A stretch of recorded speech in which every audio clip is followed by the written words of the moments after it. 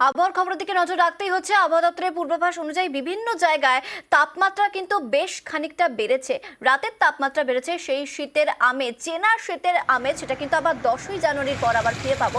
আমরা এই মুহূর্তে দুটো জায়গার ছবি আপনাদের দেখাচ্ছি, পুরুলিয়া এবং ডুয়ার্স। ডুয়ার্সের ছবিটা দেখুন, ভোরবেলা থেকে এতটাই কুয়াশা যে গোটা এলাকা কুয়াশায় ঢেকে গেছে। আর পুরুলিয়া, সেখানে যে শীতের আমেজ বজায় আছে সেটা কিন্তু বোঝা যাচ্ছে। কুয়াশার দাপট আছে, কিন্তু ডুয়ার্সে কুয়াশার দাপট অনেক বেশি। আর দুই জেলা থেকে দুই প্রতিনিধি আমার সঙ্গে রয়েছে এই মুহূর্তে। ডুয়ার্স থেকে রকি রয়েছে আর ইন্দ্রজিৎ রয়েছে পুরুলিয়া থেকে। একটু পুরুলিয়ায় যাবো, পুরুলিয়ায় কিরকম আবহাওয়া রয়েছে সেটা একটু কথা বলবো। ইন্দ্রজিৎ রয়েছে।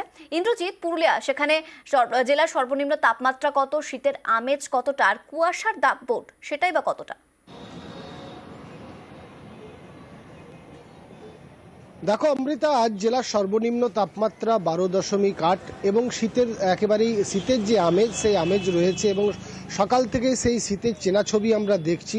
সকালের দিকে ভারী একেবারেই শীতবস্ত্র পরে বেরোচ্ছে যারা বেরোচ্ছে, এবং এই ঠান্ডা থাকছে সকালের দিকে এবং একেবারেই বিকেলের পর থেকে ঠান্ডা থাকছে, ফলে দুপুরের দিকে ঠান্ডা উধাও হয়ে যাচ্ছে। শীতের আমেজ রয়েছে জেলাতে এবং সকালের দিকে আমরা যেটা লক্ষ্য করছি, ভারী কুয়াশায় ঢেকে থাকছে গোটা জেলা এবং বেলা বাড়লেই কুয়াশার দাপট কিছুটা কমছে। তবে শীতের আমেজ রয়েছে জেলার সর্বত্র, গ্রাম থেকে শহর প্রায় একই চিত্র।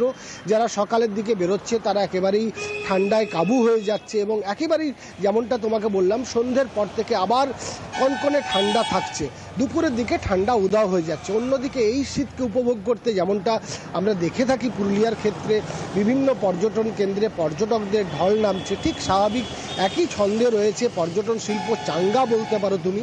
তবে এই ঠান্ডা আরও বাড়বে বলে তুমি যেমনটা বললে, তবে কবে বাড়বে এখনই বলা সম্ভব নয়। তবে পুরুলিয়াতে যা ঠান্ডা রয়েছে তাতে শীতের অনুভূতি রয়েছে, সকালের দিকে সন্ধ্যের দিকে রয়েছে এবং শীতকে উপভোগ করছে জেলার মানুষ। অমৃতা। বেশ, ইন্দ্রজিৎ যেমনটা বলছিল যে শীতের আমেজ রয়েছে এবং ভোর থেকে কুয়াশার দাপটও রয়েছে, কিন্তু বেলা যত গড়াচ্ছে তত কিন্তু শীত কার্যত উধাও হয়ে গেছে। রাতের তাপমাত্রা বেশ খানিকটা বৃদ্ধি পেয়েছে। পুরুলিয়ার ছবিটা তো আপনাদের দেখালাম, এবার একটু শৈল শহরের কেমন তাপমাত্রা, সেখানে কিরকম শীতের আমেজ সেটা তো দেখাতেই হচ্ছে। ডুয়ার্সের ছবি দেখুন, ডুয়ার্সে কিন্তু কুয়াশার দাপট বেশ খানিকটা, এতটাই কুয়াশার দাপট যে গোটা এলাকা কিন্তু কুয়াশায় ছেয়ে গেছে। দেখুন ছবিটা দেখাচ্ছি।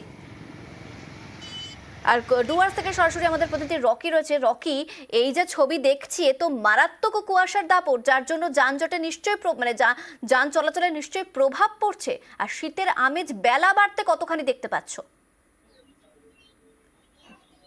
অমৃতা, তোমাকে বলে রাখতে চাইবো, শীত যেন তার দ্বিতীয় ইনিংস শুরু করেছে। 2024-এর সব থেকে ঘন কুয়াশাপূর্ণ দিন আজ বলে মনে করছে এলাকার বাসিন্দারা। তাপমাত্রা পারদ নেমে গিয়েছে 9 ডিগ্রি সেলসিয়াসে। সকাল থেকে কিন্তু ঘন কুয়াশার চাদরে ঢাকা পড়েছে গোটা ডুয়ার্স।